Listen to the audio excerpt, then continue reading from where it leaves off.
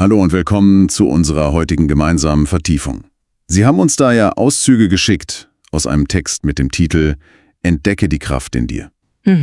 Unsere Aufgabe heute ist es, gemeinsam mal die Kernaussagen daraus zu filtern und zu verstehen, wie Sie diese innere Stärke, von der da die Rede ist, vielleicht besser greifen und für sich nutzen können. Genau.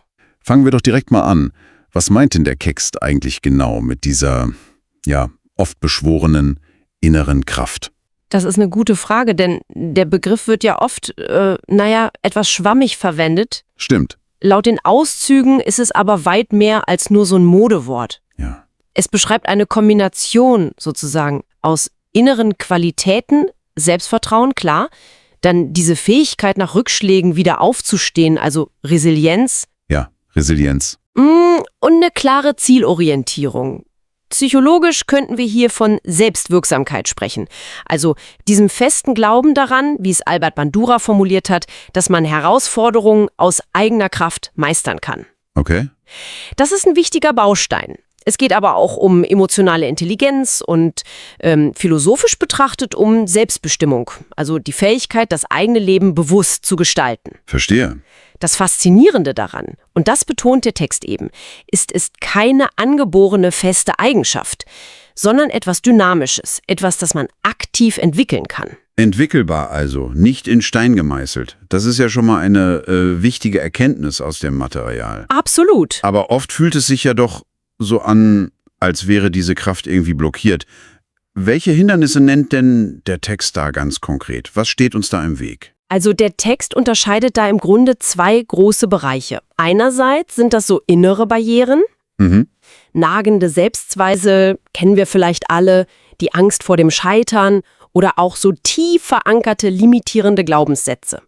Sowas wie, das schaffe ich eh nie. Genau das. Das erinnert stark an Carol Dwecks Konzept vom Fixed Mindset, dieser starren Denkweise, die uns sagt, ich bin halt schlecht in X, das lerne ich nie. Ja, kenne ich. Auch emotionaler Ballast wird genannt, also chronischer Stress oder alte Verletzungen, die man mitschleppt. Und der andere Bereich?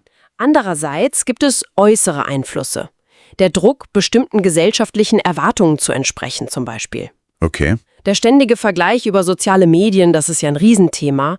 Oder manchmal auch ein Arbeitsumfeld, das vielleicht wenig Raum für Individualität lässt. Verstehe. Und diese äußeren Faktoren, die können die inneren Zweifel natürlich massiv verstärken. Das ist oft so ein Zusammenspiel.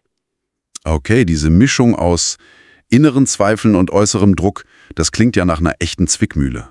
Ist es oft auch. Wenn man das aber jetzt für sich erkannt hat, diese Hürden vielleicht benennen kann, welche konkreten Schritte schlägt denn der Text vor, um diese Kraft trotzdem zu wecken? Gibt es da eine Art Fahrplan? Ja, die Auszüge beschreiben tatsächlich so einen mehrstufigen Prozess. Der basiert auf Bewusstsein und, ganz wichtig, aktivem Handeln.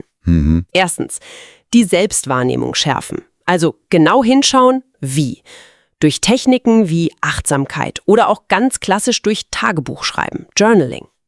Achtsamkeit, okay. Der Text verweist da wohl auch auf eine Studie, die zeigt, wie gerade Achtsamkeitsübungen helfen können, die eigenen Muster und Emotionen besser zu verstehen. Das ist quasi die Basis für Veränderung. Logisch. Und der zweite Schritt? Zweitens, ein Wachstumsdenken kultivieren, also dieses Growth Mindset. Das heißt, Herausforderungen und auch mal Fehlschläge nicht als Beweis für Unfähigkeit zu sehen, sondern wirklich als Chance zum Lernen. Nicht ich kann das nicht, sondern ich kann das noch nicht. Genau. Der Text illustriert das am Beispiel vom Üben öffentlicher Reden. Nicht gleich die Riesenbühne anstreben, sondern kleine, machbare Schritte gehen, um eben Selbstvertrauen aufzubauen. Schritt für Schritt. Klingt sinnvoll. Was kommt dann? Drittens, Resilienz durch Disziplin stärken. Das klingt jetzt vielleicht erstmal streng, Disziplin, Ja, ein bisschen. meint aber eher das Etablieren von hilfreichen Routinen, sei es regelmäßige Bewegung, konsequentes Zeitmanagement oder auch nur das Einhalten kleiner Versprechen an sich selbst. Kleine Gewohnheiten sozusagen. Richtig. Eine zitierte Studie verbindet solche disziplinierten Gewohnheiten direkt mit höherer Lebenszufriedenheit. Es geht darum, so eine Art mentale Widerstandskraft aufzubauen. Verstehe. Punkt 4. Viertens, Unterstützung suchen und annehmen. ganz wichtig. Der Text betont, dass das kein Einzelkampf sein muss. Mentoren, gute Freunde, unterstützende Netzwerke, die sind unglaublich wertvoll. Also nicht den Helden spielen wollen. Genau. Die American Psychological Association wird da zitiert, die eben aufzeigt, wie wichtig soziale Unterstützung als Puffer gegen Stress ist. Hilfe annehmen ist Stärke, nicht Schwäche. Ein wichtiger Punkt. Und der letzte Schritt? Und 5.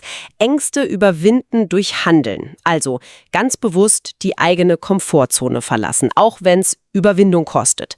Der Sprung ins kalte Wasser, quasi. Puh.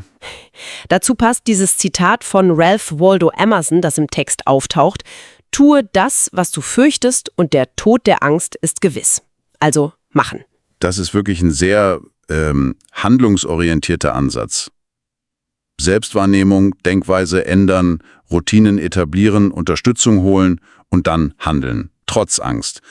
Das klingt nach Arbeit, klar, aber auch irgendwie machbar, oder? Ja, das denke ich auch. Geht der Text auch darauf ein, wie man anfängt, wenn das alles vielleicht erstmal, überwältigend wirkt? Nicht so explizit im Detail, wie man jetzt genau anfängt, aber der Fokus auf diese kleinen, schrittweise Ziele beim Growth Mindset. Und die Betonung der Unterstützungssysteme, das deutet schon darauf hin, es geht nicht darum, alles auf einmal umzukrempeln. Okay. Der Einstieg liegt wohl wirklich in der Selbstwahrnehmung. Erstmal beobachten, wo liegen denn meine Hürden? Und dann vielleicht eine kleine Gewohnheit oder eine kleine Herausforderung angehen, nicht alles auf einmal. Verstanden. Kleine Schritte. Und was ist nun laut dem Text der tiefere Sinn dahinter? Also warum sollten Sie als Hörer diese innere Kraft überhaupt wecken wollen? Was bringt Ihnen das am Ende? Ja. Der Text unterstreicht, dass die Auswirkungen da wirklich tiefgreifend sein können. Auf der persönlichen Ebene, da geht es um Wachstum, klar, um eine höhere Zufriedenheit mit dem eigenen Leben, darum vielleicht mehr Sinn zu empfinden. Mehr Lebensqualität. Genau. Eine Studie wird angeführt, die zeigt, dass Menschen mit starker Selbstwirksamkeit eher Ziele verfolgen, die sie auch als erfüllend erleben.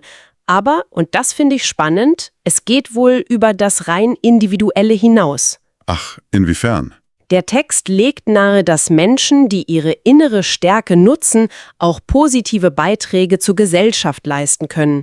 Als Beispiele werden Nelson Mandela und Malala Yousafzai genannt. Natürlich, das sind extreme Beispiele.